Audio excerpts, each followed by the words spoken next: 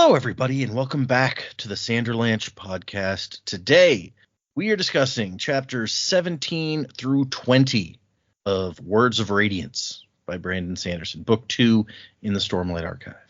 In these chapters, we got a lot of Shallan.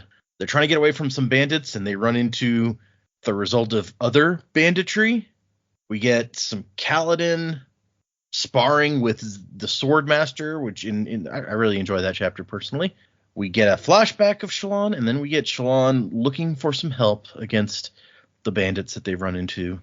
So I'm Data, and with me today is Dac and Jaymee. No Joe today. He had work responsibilities and things, like who works really?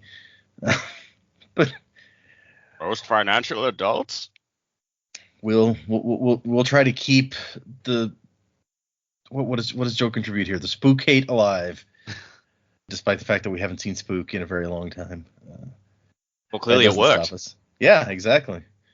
So, hang on to something, everybody. The Sanderlanche is about to begin.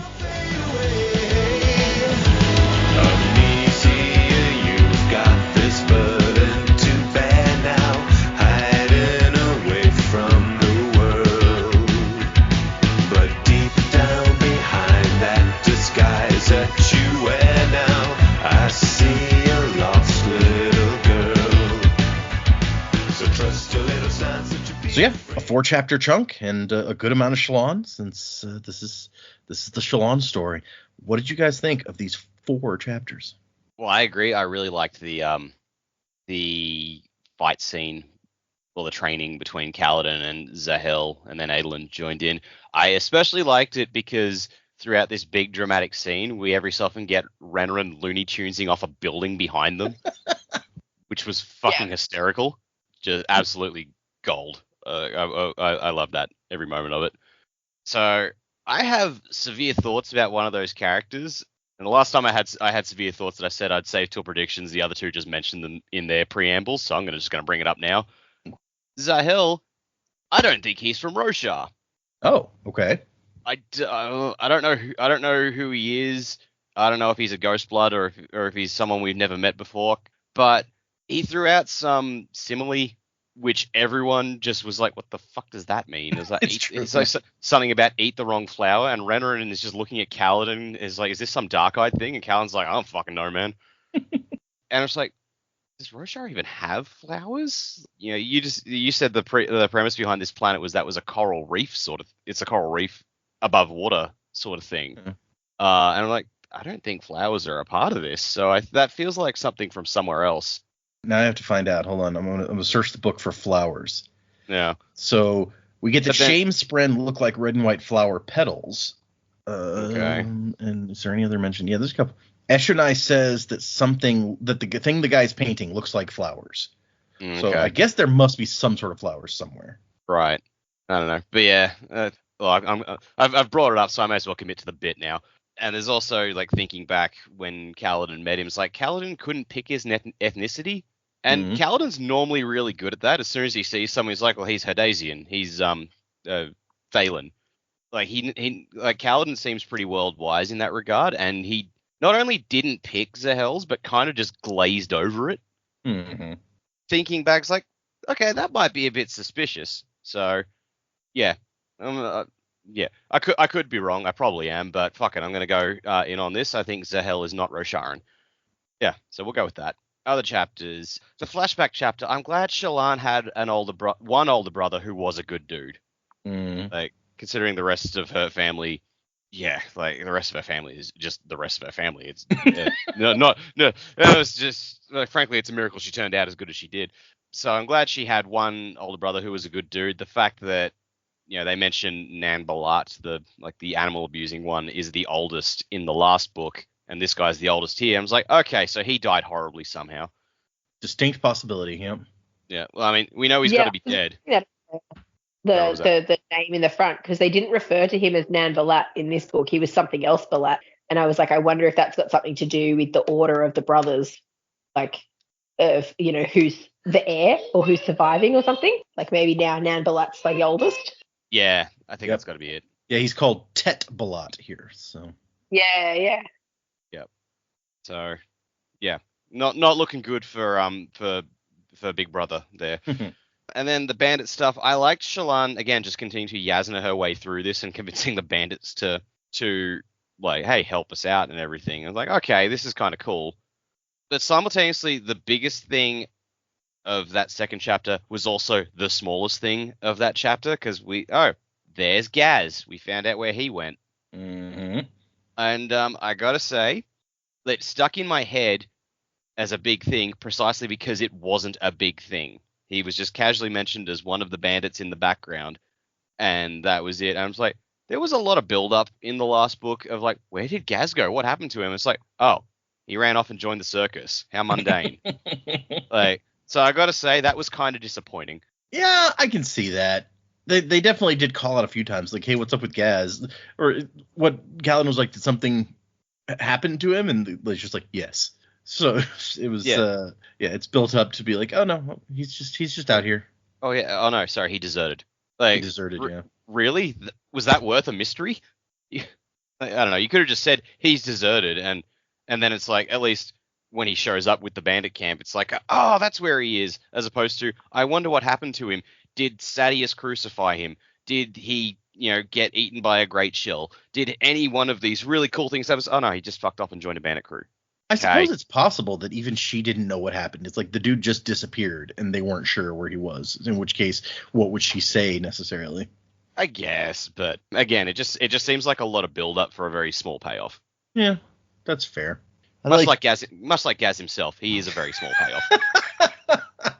Burn Gaz. I do remember in the last book, so many times you're like, I want to know what happened to Gaz. Not because I'm concerned about him, but I'm just curious. Yeah, I just wanted an answer. Well, now we know. He's hanging out with some dudes in the middle of nowhere. I like this idea about Zahel, though, because we pointed out when we first met him that this guy, there's something about this guy. He's a little bit different. Sums up. And obviously, I won't confirm or deny your theory, but I will say, I think the first time I read this book, my only thought, like, I also recognized, like, Zahel's a little bit different. Like, there's something going on with this guy.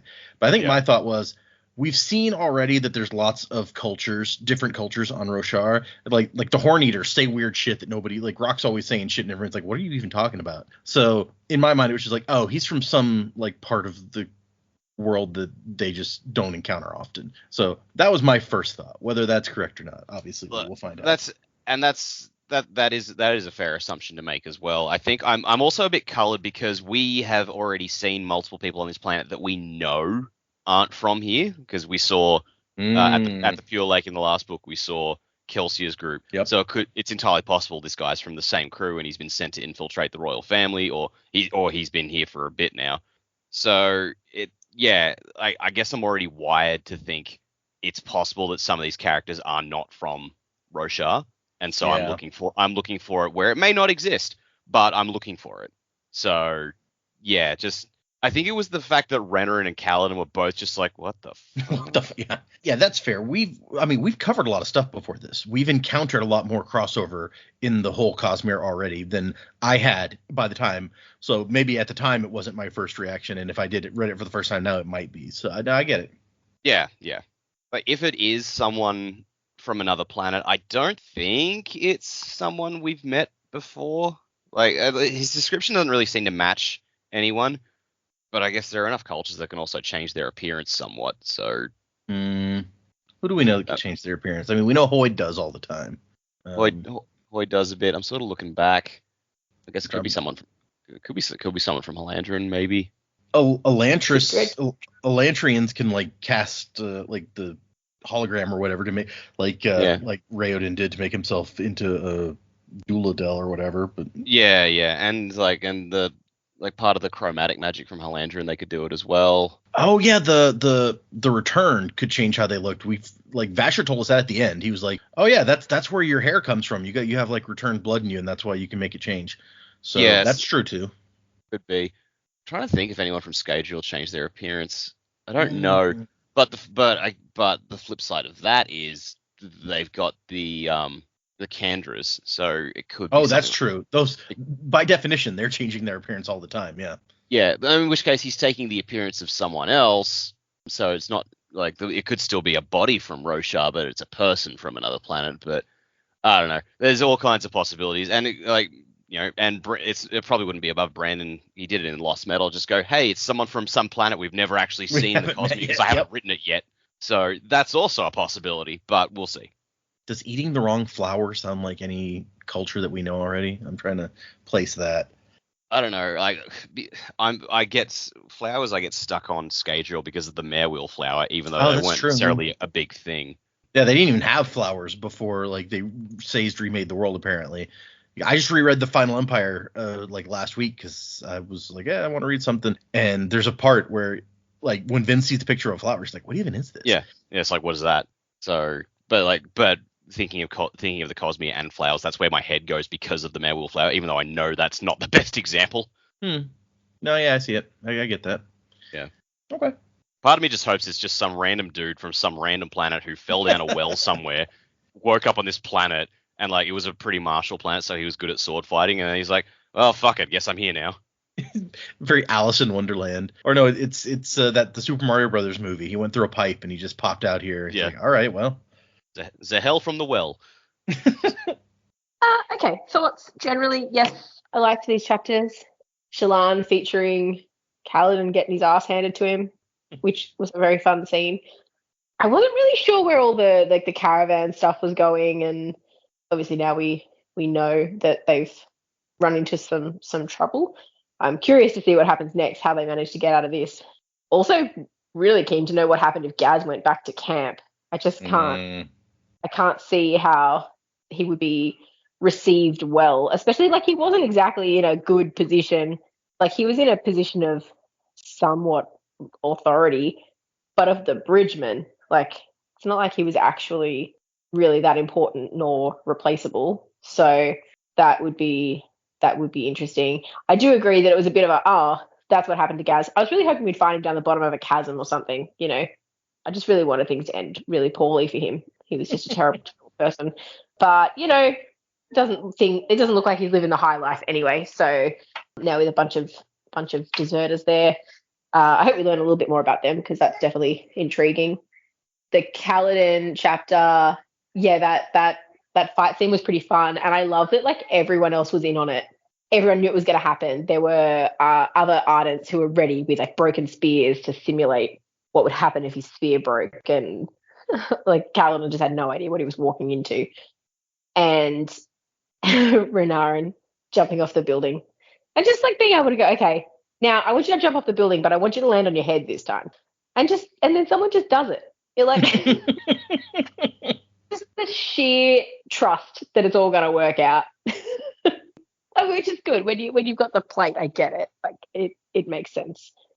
But yeah, just every so often jumping off and you hear it landing. It's try and land on your feet. That's a one hell of a training session. Wow. It's almost like this is how we're going to keep you out of the way while we actually do the real training session on Kaladin over here. But yeah, that was quite a fun scene.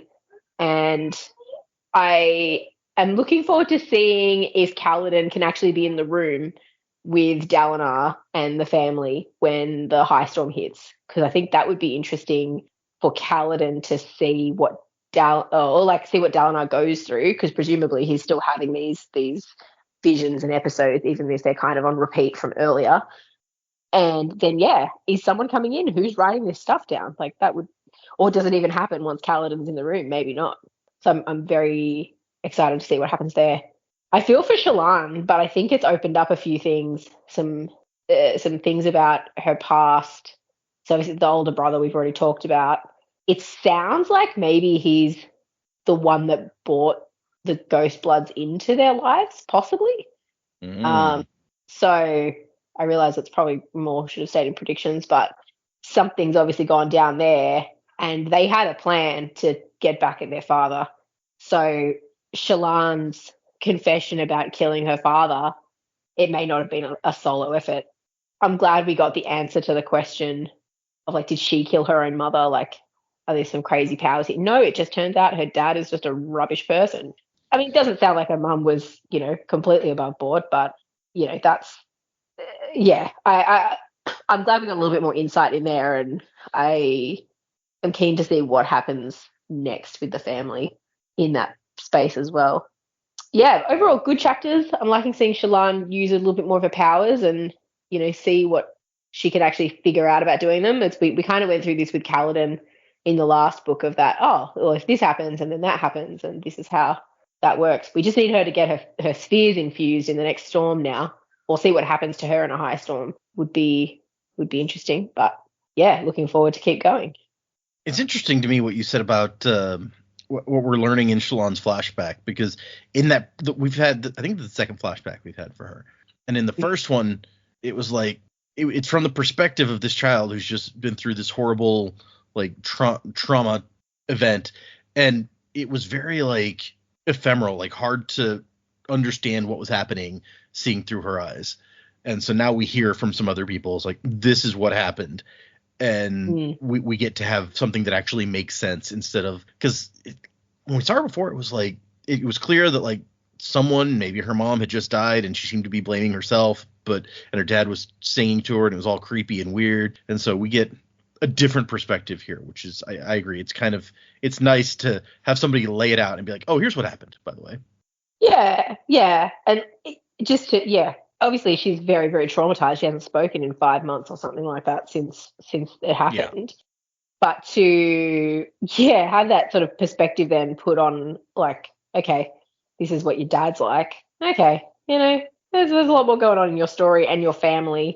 There's a lot to unwrap here. So that's, I don't really have anything else to say on that.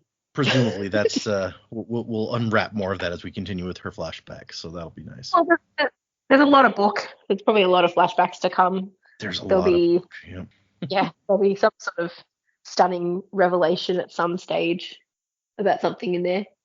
We'll keep stitching it together. At least one, probably more than one stunning revelation. That seems to be the way we go. Yes. But yes, I agree with both of you about like. Sorry, go ahead. I was just going to say, I like too that you've kind of got in the chapters that we read today, you've got her brother encouraging her to draw. Mm-hmm. It's like he's almost the reason that she draws so much. And I wonder if her being able to take a memory stems from this incident as well. Like you remember something so clearly, like she's now developed, like whether she's always had it or if this is something that's just like bang, and probably linked to her powers coming in at some point, but her brother encouraging her to draw, and she's drawing and she's researching and she's looking at things that, are happier than what she remembers. But then the juxtaposition of now she's lost all her drawings and she's having to start again. And it was like, oh, like it's even worse that she's lost her drawings now, because that was like it sounds like that's something that got her out, and something that reminds her of her brother and, someone that she cared about and someone who cared about her. And now it's all gone. She's lost him. She's lost Yasna. She's lost all her drawings. She's starting her collection over, but she's lost a lot. Yep. But no, I like what you both said about the Renarin training scene, because it is just hilarious. It's like, okay, yeah, and it's great how just like gung ho he is. He is all in for this training. Go jump on your head, yes sir, doing it right now. You can just hear the slide whistle, like the little mushroom cloud that just pops up above him when he hits the dirt. But I can definitely see why Zahel is like, oh no, this guy will be great to train. He does what I tell him to do. Yeah. So it seems like, so Zahel says at the end of it, he's like, like Adolin never didn't want my training to start with either, but now Adolin is like 100% on board with this guy. So that must have rubbed off on Renarin. It's like Big Brother previously didn't like this guy and now is like his biggest supporter. So I have to do as he says. Oh, maybe. I hadn't thought of that. I just figured that Renarin was so delighted at finally being able to train when he never could as a younger person, that he was just like, oh, I'll do whatever it takes. But that's an interesting perspective. Yeah. All right. Well, let's get into these chapters. Starting with chapter 17, A Pattern. And the epigraph here, it's from the final stanza of the Listener Song of Listing. Dull form, dread, with mind most lost, the lowest and one not bright. To find this form, one need banish the cost. It finds you and brings you to blight. So it sounds like I'm trying to extrapolate from these, like, what spren do you, because we found out it's like you got to attract the right kind of spren to get the right kind of form. This one, it says banish the cost. So it's like, oh, so that's just like sprenless. No spren. Yeah. Which maybe they said in the epigraph and I'm just not remembering. Now that I think about it. So Shallan's in her wagon, riding along, and kind of lecturing Bluff on the plants and how interesting these plants are that are passing by, and he doesn't care. Also, he has a very fancy hat, and she's like, that's way too fancy for him. And so when he doesn't care about what she's talking about, she's like, so, hey, where'd you get that hat? As she decides she's going to draw him, and she's like, this is not my favorite person to start my collection with again, but I don't have a lot of choice, so she's like, this hat looks silly and is too small for his head by far. Man walks down the street in that hat, people know he's not afraid of anything. He says he traded for it. And she's like, did it cost much? And he shrugs, and she's like, okay, well, this conversation's going well. Hey, you actually got some words out of him. Yeah, right? Something. More than that, you got a straight answer and not a the fuck you want to know for. That's true, yeah. Their relationship is improving already. Look at it. Yeah. And but then she gets an idea. When she looks at her finished picture, and she's like, it's not really, I don't like it. I don't love it. So she decides, and this may be the first time we've seen this, that she's going to draw something not as it actually is. She takes Bluff, and she's like, okay, what would he look like if he wasn't scowling all the time? Maybe if he had better clothes, maybe like a spear instead of the cudgel.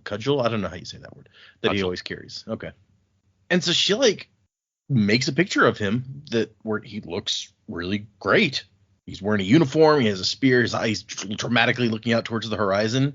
And like artistically, since, like I said, I don't think we've seen her do something like this before. I'm like, I feel this is a big step for Shallan artistically to be able to create something new and not just recreate what she's seen. Yeah, I was expecting to hear Patton in her ear just go, lie. Mm-hmm. That does sound like Pattern. Maybe we're too close to Bluff for yeah, probably him to risk it.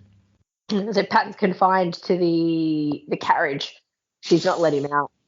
Yeah, probably. Yeah, you don't want to risk somebody seeing him and wondering what's up. But she's like, oh, more knobweed.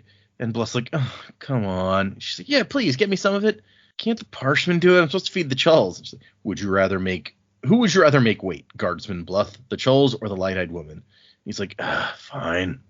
And then they see smoke behind them, and they realize that the bandits are following them. Not only are they following them, but they're not taking any trouble to hide themselves. And Tvlakiv's like, forces out a laugh, and he's like, yeah, that's a good sign. They probably know that we're barely worth chasing, so they don't care that much. That's got to be what it is. But she can tell that he's really actually very nervous about this. She goes and talks to the parchman. She's like, hey, what are your names? And the parchman's like, 1, 2. Are you happy with your life? Would you rather be free? And that just makes him very uncomfortable. And she's like, come on, freedom. And he hunches over back to his work. And his posture seemed to say, please stop asking me questions. And she's realizing just how difficult it's going to be to convince people that these are a threat. That these people are these parshmen are the void bringers and they're going to destroy the world or whatever. She's like, yeah, this is not an easy sell. Well, given what we know now of how the Parshendi forms work and what the dull form is, it does raise the question, because it seems like Parshmen, the dull form, don't really seem to want to do anything. So does that even strip them of wanting to bond with the Spren to become other forms? Oh, maybe. Yeah, I mean, we've learned a lot in like the last few sections, but there's still so much we don't know. And so I don't know. Yeah, it's like it seems like it'd have to be the Parshendi who convinced them to take on the Spren. Maybe that's like the purpose of the Everstorm, is like they have a storm they can control and then force the dull form to take another form from there. Oh. Because it has to be done in a storm, doesn't it? Yes, they change forms in the storm, yeah. So that's interesting. If the storm can, because that was one of the things Escher and I told us. It's like nobody can force you to take a form. That's like part of their culture and stuff. So if the Everstorm is a storm that forces you to, that could change things dramatically. That'd be fucked, yeah. I wonder if it would force you to take a specific form, like everybody ends up the same thing, or would it just be like whatever Spren is nearest, it gets sucked in and you're forced to. See all the myriad of different forms by accident. That would be crazy. If just like overnight, suddenly all the Parshmen in the world are randomly transformed into different forms. Yeah, right. Okay, they spot another column of smoke up ahead, and she's like, wait, what's that? And Tvlakiv is like talking to Tag, and she's like, excuse me? I would like to be involved in this discussion. What's going on? And so if we're lucky, that's another caravan up ahead. And she thinks, well, if we're unlucky, it's more bandits. But he says we can avoid them. Only a large group would dare make smoke for midday meals. It's an invitation or a warning that small caravans like us do not risk. And so he wants to avoid them because if they're dangerous, if they're not just another caravan, well, avoiding them is the best idea. If they are another caravan and they're a bigger one than our caravan, well, maybe the bandits behind us will be more interested in them than they are in us, and we can slip away. But everything is complicated by the fact that there's going to be a high storm tonight, also 2 hours after sunset. So she's worried the bandits will try to rush up and get their wagons and kill them in time to weather the high storm in the wagons. Look at fucking Vaclav over here predicting the future like a heretic. Well, all he did was buy a list of storms from someone. So the list is a witch. Also, I don't know that the Thalens follow the Alethi religion. No, I'm just being a smartass. In fact, I think he's talked about the passions before, and that was Navani when Adolin was talking about like his good luck for his duel. She's like, next thing you know, you're going to be following the passions. So Tvlakov wants to avoid everything. He's like, we're small fries. Our only choice is to keep away from the big guys and hope that they mess with each other. And Shallan declares that, no, we're not going to do that. We're going to head for these new column of smoke. I got to say, I kind of disagreed with her approach at this point. I was like, avoiding them sounds like a good plan, right? You knew you were originally going to have to go through and not talk to anyone. Maybe avoiding them is still a good call. And look, maybe still avoiding them is a good call, even after we learn what we learned later today. But no, I don't know. I was kind of against her on this one. I don't disagree with you. I would probably also be of the camp that why don't we just not get involved in these things and try to like stay out of the way? We are two guys who can fight. Then you've got Tvlakov, Shallan, and the Parchment. Like, there's not a lot here to defend ourselves. Yeah, exactly. And so Tvlakov is not happy about it, but he's like, okay, fine. And she says, I will deal with a problem if it arises, tradesman Tvlakov. He's like, ugh. And so while they head that way, she tries to redraw some of her sketches. Like she draws Yalb again and the docks of Kharbranth. But because she like had already used those memories and put them down on paper, they're not quite as good as they originally were. That's an interesting wrinkle. Yeah, right? Like she's photocopying. She starts to draw an elegant woman. A ball gown, like just this very, very elegant figure. And then she puts her own face on it. And she's like, well, that's interesting. And then she has them stop the wagon so she can get in the back and talk to Pattern. Because she realizes that something weird's happening. Her feet have started to heal. Did you do this, Pattern? And Pattern, who's in the back, is just like, I don't even know why people break, much less why they unbreak. Is that what it's called? And he says, we break, we just do it differently than humans. And we do not unbreak without aid. I do not know why you unbreak. Why? Yes, and my immediate thought was like, she's draining Stormlight like Kaladin does. But if Patton doesn't know, then I got nothing. And she goes, she also mentions, like, last night when I had that discussion with Tvlakov by the fire, like, my dress changed. The scuffs and rips were gone, but they're back now. And he's like, yes. I have to be able to control this thing we can do. Yasna called it light weaving, and she implied that it was safer than soul casting. And Patton's like, well, the book, that one that she gave you, Words of Radiance. And it's like, yeah, no, we're going to have to see if we can find another copy. Kind of lost that. Maybe when we get to the Shattered Plains, there'll be a bookstore. And so she starts trying to think about it. So the Knights Radiant formed a bond with Spren, a symbiotic relationship, like a Kremling who lives on the shale bark. And like Patton's like, am I the shale bark or the Kremling? Like, either way, it's not really relevant.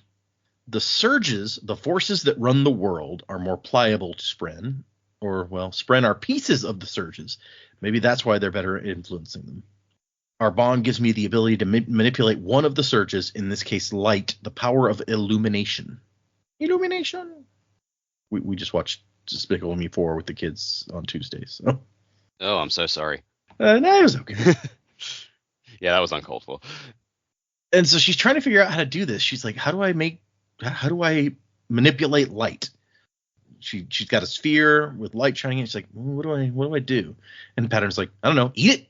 And she's like, that doesn't sound like a good idea. I don't even think I could swallow this whole sphere, even if I wanted to, which I don't. Like, Patrick's like, this is not one of the things that humans like to eat then. And she's like, have you not been paying attention? He's like, no, I have, but it's hard to tell. You consume some things, you turn them into other things, very curious things that you hide. They have value, but you leave them. Why? Fucking gold. Just having having a being who's so completely like alien to how humans work and wants to know is just hilarious. Why do you poop? I feel like Syl never was this level of clueless, though. Like, I know she had her own development, but maybe we just didn't see it because she was kind of there as a... Well, Kaladin thought she was just a windspren straight off. There's already some level of mischief and things there, so maybe we just didn't see this part of Syl's journey or something. But I feel like she never had to seek clarification on waste. That's fair. Yeah, I don't remember a conversation like that. So no. It's like it's a part of every bonded spren's life where they have to explain bodily functions. Well, and Shallan doesn't want to explain. She's like, we're done with this conversation. We're gonna move on to something else now. But she actually, like, Kaladin, I don't know, maybe it didn't take him that long. After he realized he was drawing in Stormlight, it took him a little bit to figure out how to do it, but not too long. She does it relatively quickly. She's like, how do I get this light? Like, what happened last time? Like, and then she tries breathing it in, and it works. So she got there pretty quick. And then she tries to do something with it, but she can't figure that out. It was... She's like, I don't even know what muscles to use to, like, manipulate this, or even if muscles are important to the process. Which, once again, is like Kaladin, once he figured out how to draw the Stormlight in, he figured out how to at least stick stuff to other stuff pretty quick because he'd already been doing that. So maybe she's having trouble with that bit of it, the actual using of the power. But she does immediately notice that her wounds, as the Stormlight kind of drains away, her wounds are getting better. And she's like, oh, the Stormlight is healing me. It makes you unbreak? Yes, Stormfather, I'm doing these things almost by accident. And then we find out that Pattern is here to learn about them. He says, it's been so long since anyone learned of you and your kind. She's like, wait a second, you're a scholar? Yeah. Why else would I come? I will learn so much before... She's like, before what? No, nothing. And she's like, you're lying. He's like, yeah. You're a terrible liar. Yeah. But you love lies. He's like, I know, they're so fascinating. I like the idea of the lie spren is really bad at lying. I mean, it is entirely possible to be, fascinated by something and still suck at it. Yep, been there. I love watching movies. Could not make one to save my life. Yeah. Yeah, it's like, I like art. I can't art, personally. I can't draw for shit. So, yeah, no, it's true. Pattern says that he's going to learn before she kills him. It's like, wait, you think I'm going to kill you? Yeah, it happened to the others. It will happen to me. It's a pattern. And he says that the Knights Radiant killed their spren. And she, what? How? Why? And he says, their oaths. That's all I know. And he explains that it's hard for us, like my kind, to think apart from your kind. And she's like, oh, that's how the symbiosis works. I get surge binding, you get thought. And he says, yes, sapience, thought, life. These are of humans. We are ideas that wish to live. And she's like, I'm not going to kill you. And he's like, well, I mean, they probably didn't mean to either, but I would kind of move away from that because it's something that she doesn't want to think about. Yeah, just like that in the poop. You can't just avoid uncomfortable conversations all the time, Shallan. She's taking a shot at it. Also, she has, by her own admission, killed somebody. So she doesn't really want to go back to that place. I don't want to kill someone. Didn't want to kill someone the first time, and yet here we are. Yeah, hard to blame her for that, right? Mm. And then we go back out of the wagons, and it turns out that the smoke they saw up ahead, as we get closer, something big is burning. Probably wagons, Bluth says. Whoever is up there, it doesn't look like things went well for them. So, that's not good. Then we move to chapter 18, Bruises. This one, the epigraph is about scholar form, shown for patience and thought. Beware its ambitions innate. Though study and diligence bring the reward, loss of innocence may be one's fate. That sounds interesting. We know they haven't discovered scholar form because they were talking about how, like, it would be nice if we could. But that one, I don't know. Apparently it's ambitious.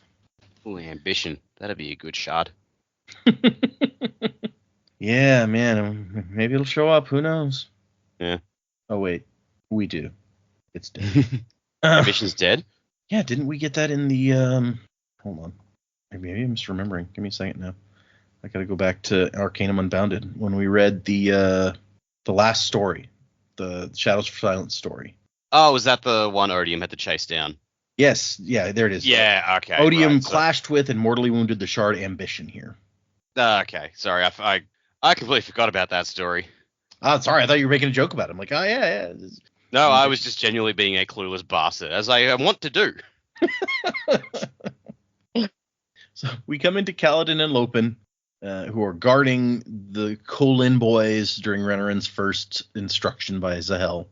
And they're chatting, and Lopen is eating something, and Kaladin's like, what is that? And it says Kaladin inspected the quote unquote food. And he's like, chowder. Chowder? No, chowta. Cardassian food gone. Good stuff. You can have a bite if you want. That's chowder! Chowder! I'll kill you! I'll kill all of you! Especially those of you in the jury! Oh, I don't think we ever see Freddie Quimby again, but... No, there's the one and only time. He had a good run. Probably one of my favorite classic Simpsons episodes, if I'm being honest. It's a good one. There's all sorts of... because that's also what he falls into the rat traps or something, like the truck of rat traps. Yeah, it's great. He get in the middle of a tirade to talk about, I am not a clumsy waiter. He falls out the window into a truck full of mouse traps that are active for some reason. Oh man, good times. The French waiter deserved it. That's all there is to him. Mm. So it's a piece of flatbread wrapped around something goopy. And Kaladin, some sort of undefinable meat slathered in dark liquid, Kaladin says. He's like, ew, disgusting, and gives it back. Honestly, it just sounds like a burrito. Right, yeah, it does. Kaladin didn't want a burrito, apparently. Man, you're missing out, Cal. And Kaladin's like, you shouldn't be walking around eating that. It's like that. It's rude. He's like, no, it's convenient. It's all wrapped up. You can walk around, get stuff done, eat. Apparently, they don't have the concept of street food where Kaladin comes from. Kaladin's like, it's slovenly is what it is. Oh, whoa. Step Harsh, the fuck right? back, Mr. Medical School dropout. He never even really started official medical school. But...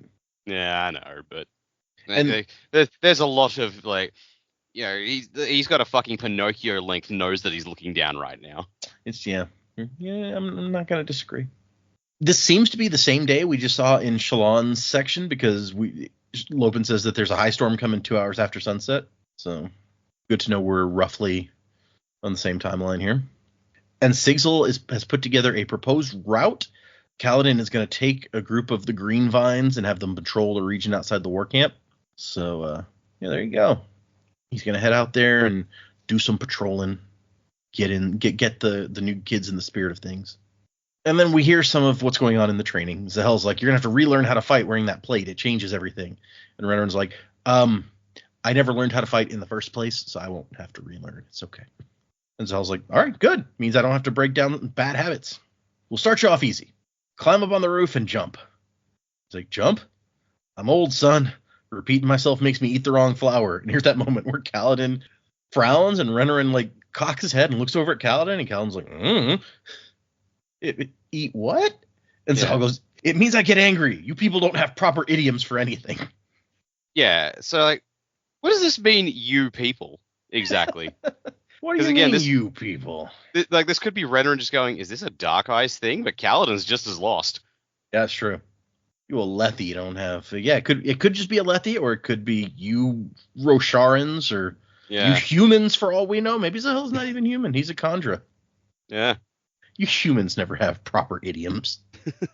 That doesn't sound all that Khandra-ish to me, but I mean, we've met some stuck-up Khandra also, so. Oh, could you imagine, he's got one of the, sort of a glamour power where he can hide his appearance, and then at the end he takes it off and he's actually a Koloss? That would be something. Yeah, okay. Green Khandra. I mean, we saw, all the way back in Elantris, we saw, when Raoden couldn't cast, the illusion spell on himself, he cast it on his clothes, so when he put on the clothes, he looked like something different. Oh, that's right. So yeah. maybe you can sell that now that the Elantrian's magic works fully. Maybe they can just like create a cloak of disguise and sell it to people. Oh, that'd be sick. Yeah. And I like Kaladin laughs a little bit because Renarin runs off to jump, and then Zahas be like, "Your helmet." He's like, "All right, my helmet. Yeah, yeah." And so I was like, "Oh, you over here? You think you'd do better?" He's like, "Well, I doubt I'd forget my helmet, but." Kaladin thinks that Dalinar should have picked somebody better to be a new shard bearer. Yeah, this whole chapter's not exactly Kaladin at his best. It's not. Agreed. Yeah. And Zahel's like, oh yeah, somebody like you, I'm sure. And Kaladin's like, what? No. I don't want that. You crazy? Got offered a shard once, turned out bad. It's true. It turned out bad because he didn't accept it. We still don't know what would happen if he'd actually taken it right there on the battlefield. And so we find out that Renarin is 19. Zahel says that he thought, after all the spoiled 10-year-old light eyes that he's had to train, I thought a 19-year-old like him would be insufferable. And we found out last section that Kaladin has just turned 20, so he really is almost the same age as Renarin. And so Renarin gets up to the roof and just chucks himself off, like no hesitation, full commitment, and crashes into the sand. And Zahel's like, see? Enthusiasm, obedience, no fear of looking dumb. This I can work with. And Kaladin's like, assuming he doesn't fall on anyone. Kaladin's just being such a petty bastard. He really is. And so Zahel's like, okay, do it again. This time head first. And Renarin's like, all right, got it. And Kaladin's like, oh, so you want him to be confident in how the plate protects him? He's like, oh, yeah, basically. Teaching him is going to be great. You, on the other hand, is another story. And Kaladin's like, train me? No, I'm good. And Zell's like, what, you really turned down an offer to train with a full weapons master? I can count on one hand the number of dark eyes I've ever seen given that chance. And Kaladin's like, yeah, I've done the new recruit thing. I'm good. I don't need to. Which, once again, I feel like Kaladin is, he's always been a little bit overconfident in what he can do. He didn't even want to learn how to use his powers for a while there. Yeah. I mean, I can't fault him in the, I've been trained, man. I don't need to go through that again. Yeah. Like, I can kind of get that. It's true. Don't want to go back to boot camp. I probably very few people would. But at the same time, it's like somebody offers you a once-in-a-lifetime chance to train with like a weapons master, and you're like, nah. Maybe you should rethink it, is all I'm saying. And Zahel brings out a shard blade, and it has these metal guards over the sharp part. And I was like, what's that? And Zahel says, yeah, nobody really knows. It fits itself to the edge of the blade. It adopts to whatever shape the weapon is and makes it safe. So you can train with them.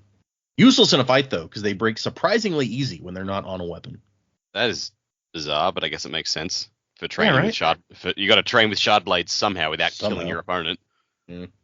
And Zahel says that the guy who was the head of the Cobalt Guard before you was a friend of mine. He died keeping the Kolians safe. Now you've got the same damnation job, and you're going to have a tough time doing it half as well as he did. And Challen's like, okay, yeah, but what does that have to do with you waving the shard blade at me? Can you maybe aim that another direction? Point that thing someplace else. Yeah. And Zahel's like, anybody who sends assassins after the Colin family, they're going to send shard bearers. You're going to need training on how to face a shard bearer on the battlefield. Have you ever fought one of those before? And Cal's like, yeah, once or twice. Zahel's like, don't lie to me. He's like, I'm not lying. Ask Adolin and his father about it. And then Renarin crashes down head first onto the ground. And Zahel's like, good job. Try landing on your feet now. That's a nice falling, Lou. That's good, Chief Wiggum. Nice. Thanks. And so they decide to, like, Zal's like, all right, show me what you can do. Convince me to leave you alone. And they start to have a little bit of a sparring session.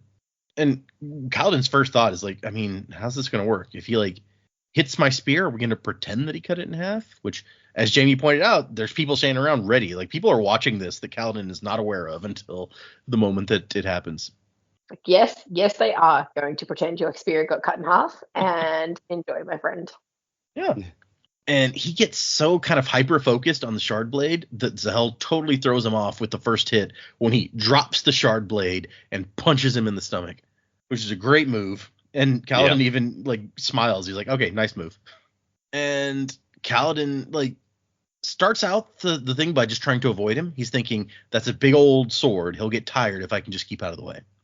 And Zahel's like, I wouldn't tire out so quick if I had plate. And Kaladin's like, well, if somebody shows up with plate, I'll use a different tactic. Zahel's like, oh, well, if I was really an assassin, I would be using a different tactic too. And he goes after Renarin, and Kaladin has to try to get him. Hits his spear, and that's when there's an Ardent off to the side waiting to throw him like half a spear. And Moash shows up, and he's like, wait, what the looks like Kaladin's in a fight. And the Ardents have to be like, no, it's okay. They're sparring. And so they kind of go at it a little bit here, and it's a fun picture. Zahel gets a kick into Kaladin's face, and then he would have hit him with the shard blade in the neck. And he's like, you're dead. And Kaladin is like, yeah, but I would have rammed the spear through your leg, so you wouldn't be able to get Renarin, and I would have done my job, even though you killed me in the process. And then Adolin has to show up and put in his 2 cents. Like, what if the assassin had a friend, huh? He has a point, but he's being a total dick about it. Yeah, he's like, what if there were 2 of them, Bridge Boy? Can you fight 2 shard bearers at once? Which, do you gotta call him Bridge Boy? Like, that's just super condescending. Yeah, isn't he like only a year older or something? Aelin's not much older. I don't remember exactly how old he is, but yeah, I think you're pretty close.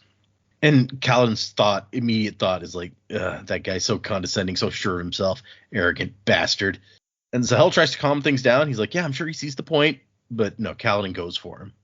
He's picturing like that shard bearer who killed his friends, Sadius, Amaram, all these light eyes that he hates. And he goes after Adolin. And actually, taking Adolin by surprise, he manages to get in there and knock him down, which for a guy in plate, that's impressive all on its own. Because he slams into him, and he's like, it was like slamming into a wall, but he managed to knock him down anyway. Meanwhile, that's Stormlight infused charge. Yeah, right. I would imagine that's definitely part of it. Meanwhile, Renarin still crashing to the ground in the background. He just has not noticed what's going on. He's like, ah! Ah!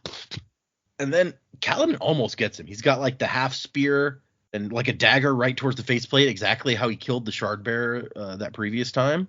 But Adolin manages to get his hand up under him and push him off.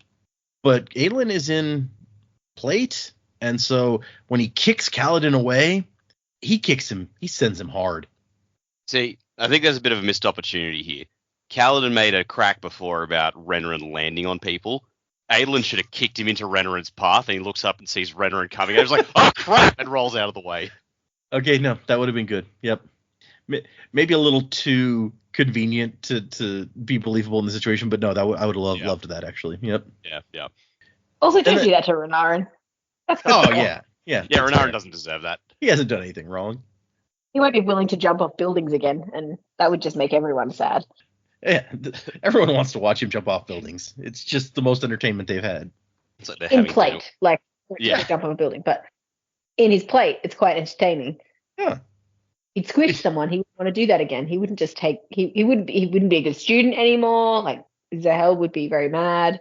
I mean, he's already mad, but worse. He seems like a grumpy guy in general. To be fair. Yeah, perpetually mad.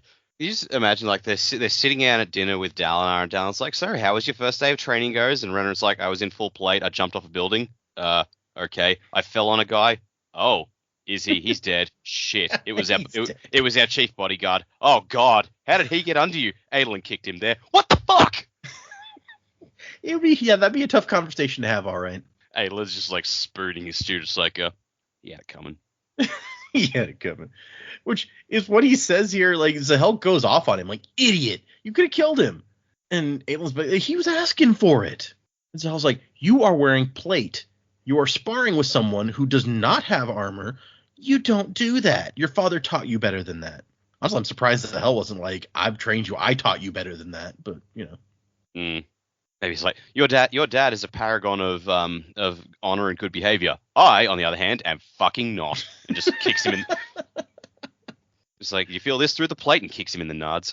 It's like Malcolm Reynolds in that episode of Firefly. It's like, mercy is the mark of a great man. I'm just a good man. Stab. Yeah, well, I'm all right. Classic. And then while Adolin is getting chewed out, Kaladin jumps back up, takes him some Stormlight, and tries to go after him again. And the Stormlight just vanishes, and he falls to the ground. And then Adolin touches him with the shard blade, and Zahel's like, "You're dead again." And he goes, "Adolin, go help your brother with his jumping."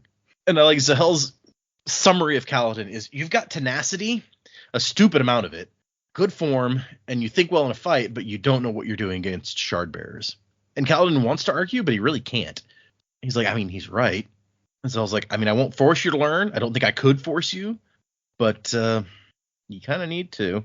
And then he tells him, here, you remind me a lot of Adolin. He didn't want me to teach him at first either. And Kaladin's like, I'm nothing like him. And Zahel just laughs and says, walked away, chuckling as if he'd heard the finest joke in all the world. And Syl comes over and Kaladin's like, what the fuck was that? Like, was a Stormlight just drained out of me? And she goes, yeah, who were you protecting? Well, I was practicing to how to fight. Is that really what you were doing? You're like, oh. Boom, roasted. Yep. And he draws in a little more Stormlight to heal his shoulder and soothe away the bruises, the physical ones at least. And that's the end of the chapter. He's like, not going to heal being embarrassed. And it's the worst when somebody tells you something and they're 100% correct and you just really don't want to admit it. Like, you can't argue with it and you're just like, It's like, no, you're right. I have fucked up and I don't want to admit it. Yep, been there. Safe Things is the next chapter. We cut to 5.5 years ago. And Shallan has a new dress. This one, like, she's old enough now to cover up her safe hand. This is new. And she thinks about her mother, and then her mind just shuts down like a candle suddenly snuffed. She just can't think about that. Meanwhile, she's just sitting there, hands in her lap, in the middle of this room while the maids are cleaning it. And one of the maids is like, she saw. Poor thing was in the room when it happened and hasn't spoken a word in 5 months. The master killed his own wife and her lover, but don't let it. And they walk away and she can't hear the rest. And she's just like sitting here trying not to think, trying not to listen to stuff. It's kind of really sad. And the maids in the room keep talking about her. And it's like, she thinks apparently they thought because she didn't speak, she couldn't hear them either. But super fucked up. Maybe I'm invisible. Maybe I'm not real. That would be nice. Yeah, it's so sad. And then the door slams open and here comes Nan Halaran, her oldest brother. The rest of them were children, even Tet Balat, who'd reached the age of adulthood.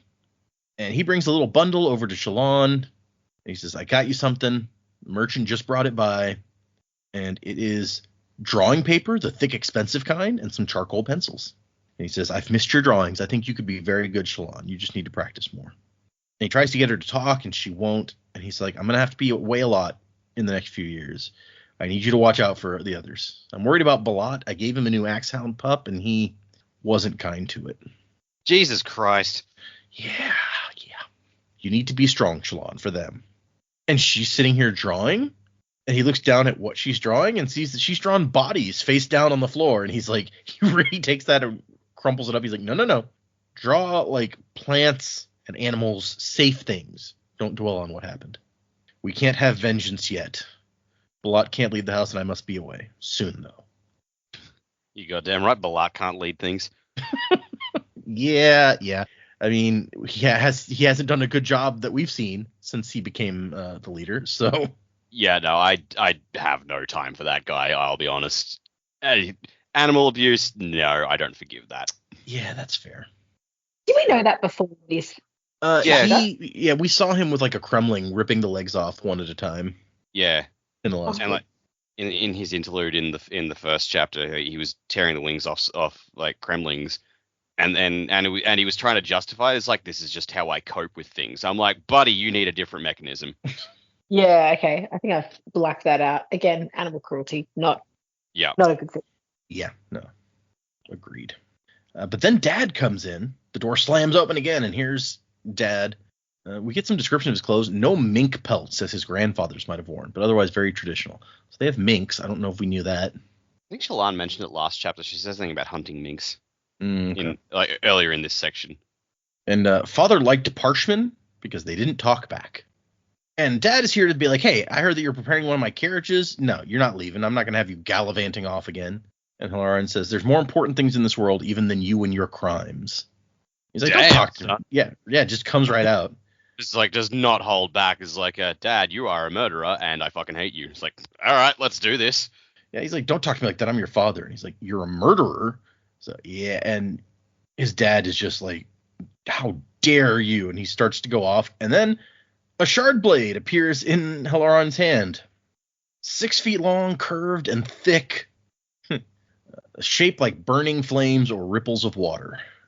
And Shallan thinks, like, he's a shard bearer? How? When?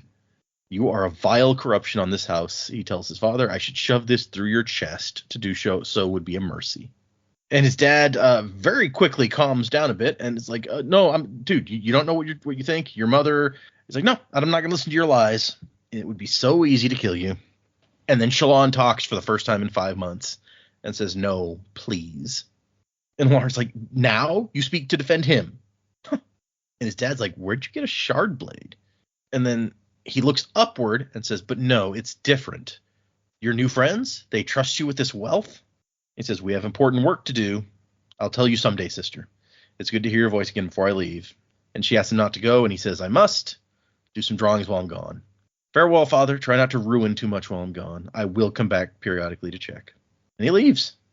And Dad is so pissed off that he roars, and the maids that are left run for it. And he starts breaking chairs, all the chairs in the room, one at a time, smashes them, and then looks at Shallan, and Shallan whimpered at the rage, the lack of humanity in his eyes. And then life comes back to them, and he drops the broken chair before fleeing the room as if ashamed. And that's the end. So yeah, this is not a happy home, is what I'm getting out of this. Yep. Certainly not winning Dad of the Year anytime soon. No, right? It feels like we've come a ways from the 5 months ago when he's like carrying her out of the room, singing to her. But now, at least according to the maids, what had just happened was he murdered his wife and her lover. So maybe we haven't come that far from that. Chapter 20, The Coldness of Clarity. And this epigraph is about art form. Most misunderstood by the artists, it's true. Come the spren to foundation's fate. I don't understand anything this is saying, but this is the 90th stanza. So if they do each have one stanza, we're now at 90 forms at least. That's a lot. And so Shallan and her caravan reach the source of the smoke. It is a larger caravan that looks like they were attacked, but were able to defend themselves. They still have guards, armed men and women tending to the wounded. And Tvlakv is like, no, let's move back.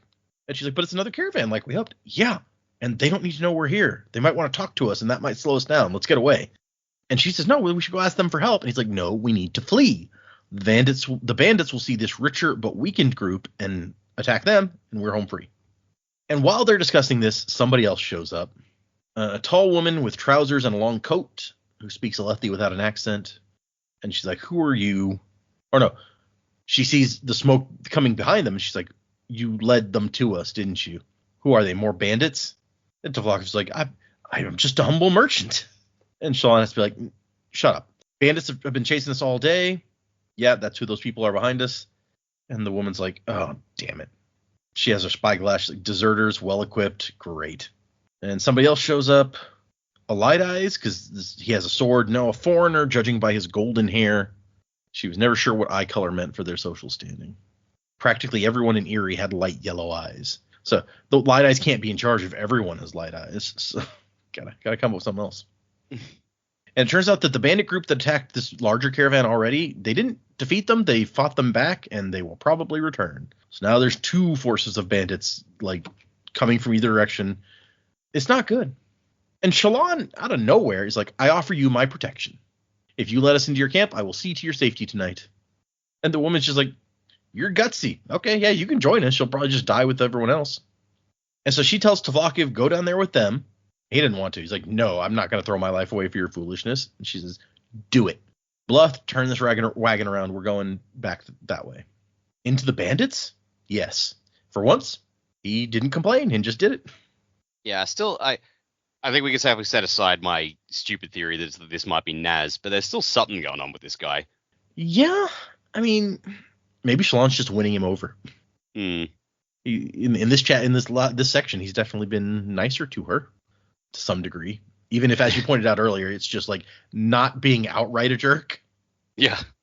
And so they ride right up to the deserters, and she goes, oh, bless the Stormfather, you're here. I need your help. Bandits are attacking our friends over there. I said I'd seen some soldiers going towards the shattered plains, and no one believed me. Come on, please, you have to help us. And they just stared at her, and she thinks it's a little like the mink wandering into the White Spine's den and asking when dinner is.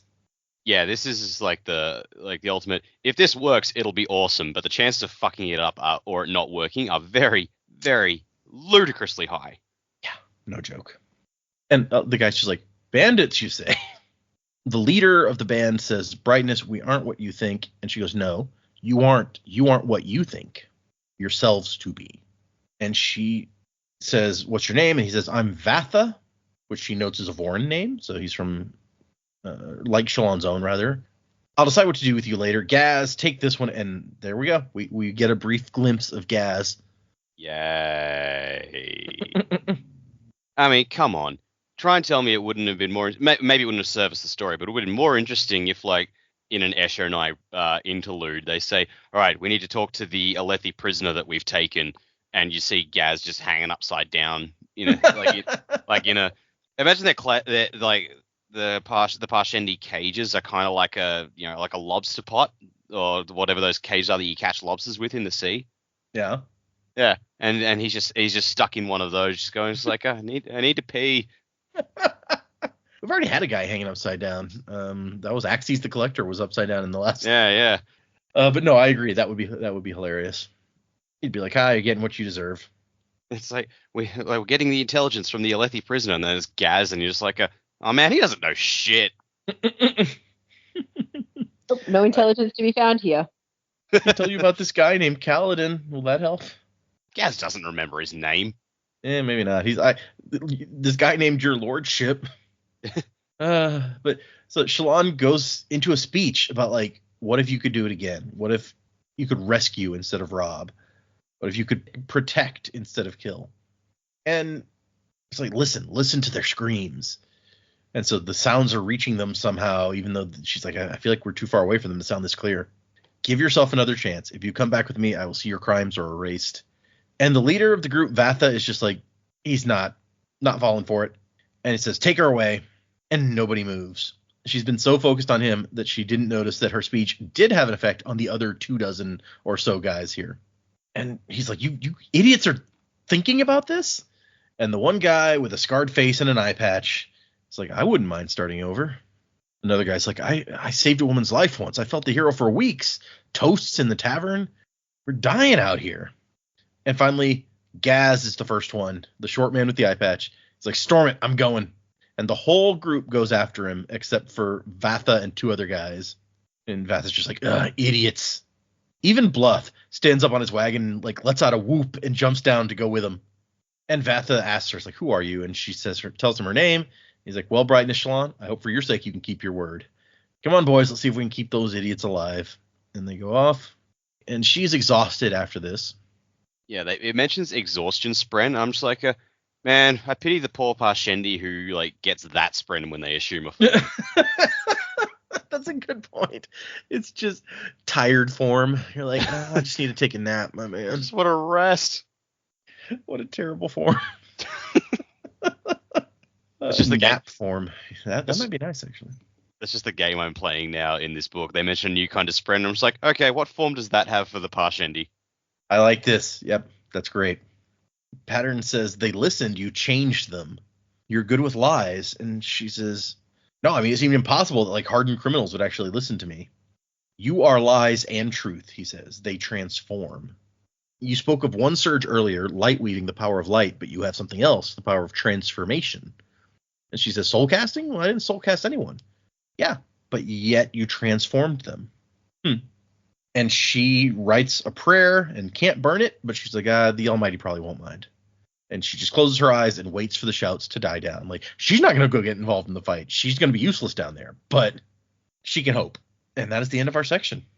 So, yeah, that's some interesting stuff in there, I think, at least. Let me give you guys the chapters for next time, and we will do predicaments. What's going to happen? Where are we going? We're going to do 4 chapters again for next time.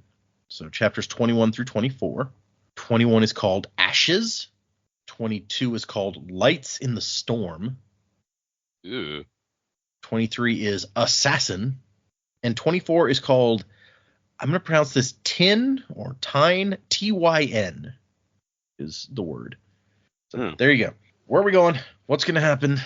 And we are now 25% of the way through this book. So we're 1/4 of done with Words of Radiance already. Isn't that I mean, already we're recording episode 8 of this book right now. But we've been at this for a couple of months already. Yeah. So what do you guys think? What's gonna happen? I don't know what to make of those titles. I mean, again, like I said before, like you get colored by the previous books that we've read. Like I hear Ashes and I go to Scadrial, which is fairly certain that's not what's gonna like. We're not gonna detour to another planet in the middle of the book. That would be something, right? Yeah, but yeah, like Lights in the Storm. I guess that's got to be Spren related or like the Parshendi up to something that someone else is watching. I have no idea what Tyne or Tin is. What was the third one? The third one was Assassin. Assassin. Oh, well, okay. That's probably a Kaladin chapter. Because his whole thing is to watch out for assassins, so maybe there's talk of it, or maybe one shows up. I hear assassin in the Cosmere and I think Seth, but I do need to know where he is because that's been hyped up so much, and like where the hell's he been? I guess it's not helped. Like the first book, we were constantly reminded of his presence because he kept showing up in the interludes. But it's true. Like we've heard sweet FA about him, and he's supposed to be here. So I don't know what's going on with Seth. I want to know. I really want to know. I love Seth. As for where we're going, as I said, I think Zahel is an off-worlder.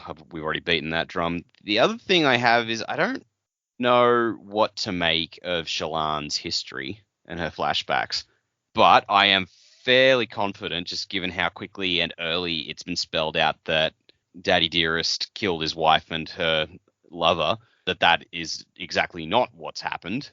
Oh, okay. I don't quite know what did. I think Shallan had to be involved in it somehow because there was the talk of like she is a monster and whatnot, and she talks about how the dad never abused her but abused the rest, and maybe it's because he was actually afraid of her in some way. Oh, but yeah, and well, she wound up killing him. She claims, and that's the truth. So. Oh, that's a good point. He may have reason to be afraid of her. Yeah. He probably, one day he just wasn't quite as careful as he knew he should have been, and tipped her over the edge. But yeah, I don't quite know what to make of it all beyond the fact that I think Shallan must be involved. And older brother with the shard blade obviously has to die because, yeah, like we said, he's Nan Halaran, and then there's Tet Balat, but then later on we see it's Nan Balat. So. Mm-hmm. And I vaguely remember that is like someone said that's the order of eldest brother and younger brother or something. Might have even been in Nambalat's interlude where we heard that. So Helleran's got to die, but there was a mention there that he has some new friends. And I'm like, is Helleran hooked up with the Ghost Bloods? And then he dies, and they lean on his dad to take over his work, maybe. Oh. Maybe they force him to work for them because like they needed Helleran. They were banking on Helleran taking over their house, and then he died, so they start like, all right, we're going to lean on the dad instead. And then when the dad dies, they start leaning on the rest of the family. I don't know. I'm pattern there. I'm just throwing shit at the wall here, but like, yeah, like there was that mention of the new friends, and they apparently gave him the shard blade, and that got my mind a ticking. Well, yeah, and who's just handing out shard blades out there? Those are very valuable, apparently. Yeah. Well, I mean, like we suspect like the Parshendi just straight up gave one to Seth to do the job. So it's like maybe that's not an isolated incident. Maybe there are people who know the quickest way to get someone on your side and to do your bidding is to give them something so priceless that they're gonna. Like I said, it doesn't really equate to Seth because of his whole deal, but it's like that's a sure way of making sure he'll accomplish his goal. I don't know. I'm rambling. I feel like I mean.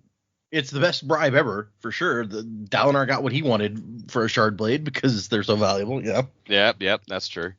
I don't know that the Parshendi gave Seth his, because one of his, like, 2 rules we learned last time, he has the rule, he's not allowed to kill himself, and he's not allowed to give up his shard blade. That's right, yeah. So that must have been from before then.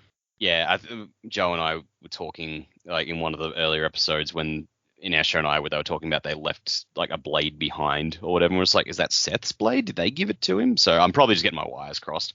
Yeah, that's a good point. So either them saying they left it behind doesn't necessarily mean they gave it to him to start with. So right, yeah. Which means they had one in their control and then they gave up the control of it. I like the idea that it's like the Ghost Bloods, Halaran dies, and they're like, okay, well, now your dad's going to like the last person Halaran would want to be involved with the same thing that he's involved with gets tapped. Just imagine, like, they're just reporting, it's like, eldest son's dead, dad's dead, we're leaning on the younger kids, and somewhere Kelsey is just going, what the fuck is wrong with this family? There's a lot wrong with this family, apparently, to be fair. Yeah. But also, like, if you're right, and Shallan just, like he pushed her too far, and she snapped and killed her dad one day, does that mean, like, is that just waiting in the wings now? Like, if things go wrong in just the right way, is Shallan going to snap and go Hulk and start murdering people? Could be. I mean, it also depends, like, you know, she's young, she's impressionable. Maybe, like, the dad is trying to subtly manipulate her, and it's like, yeah, it's your fault, but I love you anyway, sort of thing, to try, you know, pin the blame on her, but also keep, like, so that, you know, she blames herself and not him, so she has less reason to, I don't know. By all accounts, dad is super fucked up, so I could see him abusing her that way. Yeah, that would totally make sense. Him trying some sort of psychological manipulation. We don't know him that well yet, except that he is pretty terrible. So you could almost believe anything of him, given how little we know. Yeah, but like, yeah, the fact that, you know, he abused all his kids except for her, I'm like, okay, what's the reason there? We assumed that maybe she was just daddy's little girl, but maybe it was daddy's little monster, and he was fucking frightened out of his wits by her.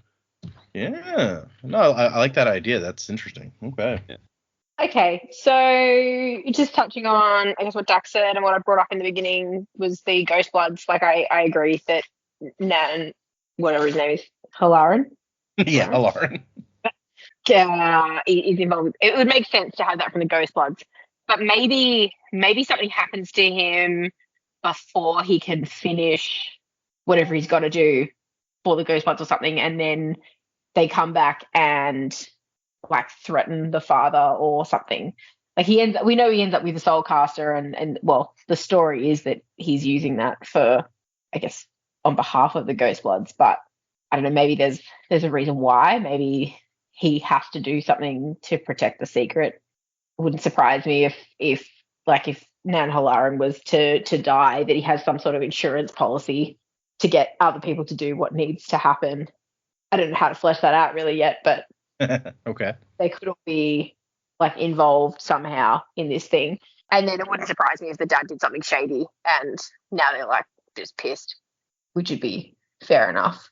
I think Shallan could have done something and it then been covered up as if it's the dad, but I don't know. He's got some tendencies that, you know, that rage that Shallan saw gone, and throwing the chairs around the house, like, wouldn't surprise me if he did something horrible. Also wouldn't surprise me, I don't think Shallan would be like, yeah, I'm going to go out and, you know, actually kill my mother or anything. But how many times have we seen these powers unconsciously, like, manifest in somebody?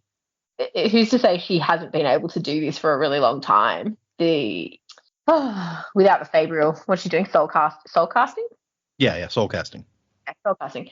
Who's to say she hasn't done that? And she did that. Like, somehow she's killed people. Like, she ended up, like, bleeding a lot because she covered up what she was trying to do. And, you know, it's, who knows what happened in that room until we can get a perspective from someone who was there that we truly believe was of sound mind and body at the time.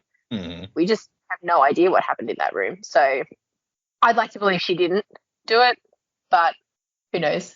Could be why she feels so needing to help her family so much. Because Nan's not great.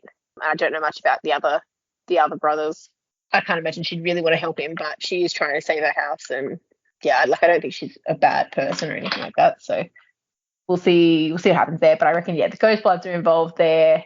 We already know they're involved, but this is, I think, how they get a foot in the door with Shallan's family. Your chapters, I think the next one was Ashes. Yes. Yeah. So I feel like that's going to have to be in, like, the aftermath of what's going down now. Yeah, that would make sense. Yeah. I was going to say obvious. I think the last time we had a really obvious chapter that seemed to be about fire, you know, it changed pretty rapidly on us. So who really knows what it's going to be about? But yeah, to see what happens. I believe that Shallan would do whatever she could to get these guys sort of pardoned when they return to the camp. But she's selling the authority she's got, like, pretty highly. Like, I don't know how she's going around saying, you have my protection and blah, blah, blah. It's like, from what? Like, you've got nothing. You've got nothing. There's no one out here that you know. Like, the fact that you're a Light Eyes is pretty much all you've got going for you at this point, and that you can display some authority. I don't know how that's going to help you in a high storm, but there's a lot that she's hinging on getting back safely and being able to actually pardon a whole bunch of people. Because I can't imagine that the king would take that particularly well. Gaz was in Thaddeus's camp. You think for a second Thaddeus is going to be happy about seeing Gaz and the rest of his army like coming back? I don't think they're going to be particularly happy about that. I was going somewhere with that. It's funny because like we've said that she's Yasna-ing it. Yasna could probably have made that promise and pulled it off. Her brother's the king. Her uncle is Dalinar. Like, she could probably pull it. She has connections. Shallan, not as much. No, but she's going to get back there and be like, oh, by the way, Yasna, I'm the one that she, had organized for you to marry Prince Adolin. And now I need you to pardon these 20-something people because they weren't completely shit on the road, Doesn't mind, that they were coming for us or, wanted to kidnap me and sell me and all sorts of stuff. But you know what? They helped when the time came. So, I don't know how it's really going to go. Well, we're forgetting a crucial player in this, Navani. True. Navani's the one who is just like, fuck yeah, I'm going all in. She's like, Shallan brings news that Yasna's apparently died, so Navani's down a daughter, and it's like, all right, I need someone to fill in. I hate Ellikar's wife, so you're the closest thing I got right now. They're like, I need you to pardon these 20 guys. And Navani goes, oh, I need test experiments for my engineering things. Come on, people. True, I had to back this army. Now you want to see Gaz as like a test subject in Navani's experiments? Okay. What was the next chapter? The next one after Ashes is Lights in the Storm. Lights in the Storm. Yeah, so the high storm's going to come. I think there's going to be maybe another Shallan chapter. Could even be a Dalinar chapter, although I think maybe the following one was going to be Dalinar. Yeah, I like Dac's theory about the Spren. We've been talking a lot about Spren and storms and Parchman and all that sort of stuff happening. So, yeah, I don't really have anything extra on that one. Okay. The next one? The next one was Assassin. Yes, sorry. Assassin. Yeah, so I thought, again, with Dac, you sort of go straight to Seth, but we haven't really heard whisper of Seth for a long time. So I'd be surprised if he just sort of rocked up and was like, by the way, Assassin and what? Here I am. Aren't you all happy to see me? No one's happy to see him, except Dac. Yeah. But it's going to have to do something about what happens in the high storm with Dalinar, for sure. We know that we're expecting something to happen or some writing on the wall, or we're going to see something or be introduced to an actual intruder or not. So I would be thinking that that's kind of where that chapter is going to lead us to, a bit of a mystery to solve in there. Who that assassin is, I don't know. Okay. And the last chapter sounds like it's the name of somebody. That would make sense, yeah. But other than that, yeah, I've got no idea. Fair enough. Yeah, I like the assassin thing is definitely, you're like, we're programmed at this point to think one thing when assassin comes up, because they don't even call Seth an assassin. He's the assassin in white. So yeah. I feel like that can't be an accident, that we're supposed to think that direction, even if it, I almost said even if it makes no sense now, but as Dac pointed out, Seth is on the way here. He's got to be. He's somewhere. So it wouldn't be completely out of the realm of possibility for him to show up now. Like, the back of the book says the assassin has arrived. Yep, there you go. We all know who that's talking about.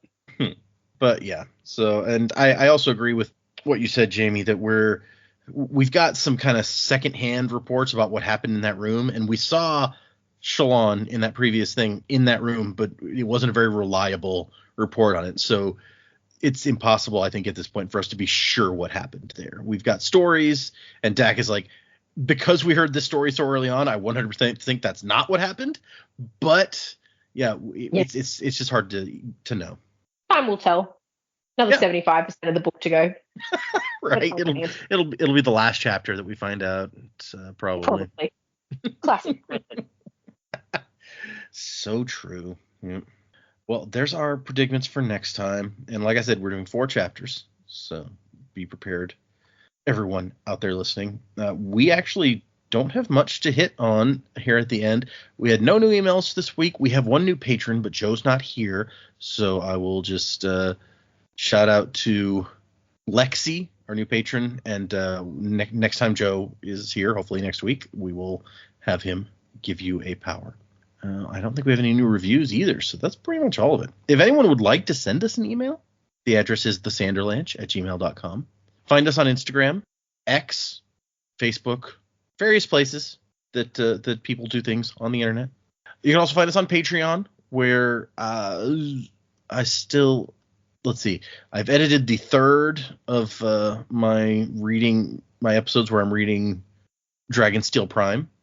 So that should have gone up by the time you're hearing this. I've got a 4th one recorded. I haven't had time to edit it yet, so we'll see if that one goes up on the Thursday it's scheduled. Hoping to get you guys some more content in addition to that. There's rumblings. I think Dac mentioned the possibility that if he decides to do a reread, maybe he will record some thoughts on reread and call out like, oh man, I don't know that you would need to do like a few chapters at a time. You could probably do like a part at a time and then just like call back to stuff. But I think that people would be interested in that. Yeah, just debating how I would do it and when I would start doing that. But and also what orders? Like, do I want to do the order we read in, or do I want to just go, fuck, I'm starting with Elantris? Yeah, I mean, now that you've read them, there's no reason not to. You could go like full on like publication order, which is a lot of people will recommend when we're talking about reading orders online. Just go publication order. The order that the books came out in is the order that Brandon intended them to be read in, because that's how he published them. I mean, that's a fair way of doing it. Yeah, I don't know if I would do that, because I like to read a series in sync and like Mistborn series. But yeah, we'll see how we go. So yeah, that's just calling out possibilities for other kinds of content that we might get. We even throwing some ideas around. So if you're interested in our Patreon, check that out. The Sanderlanche podcast on Patreon. Easy enough to find.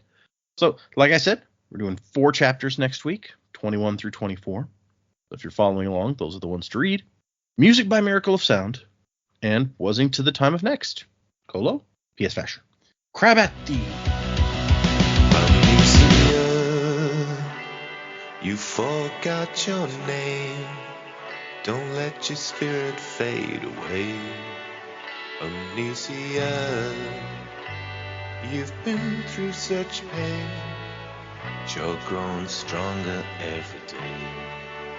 Amnesia.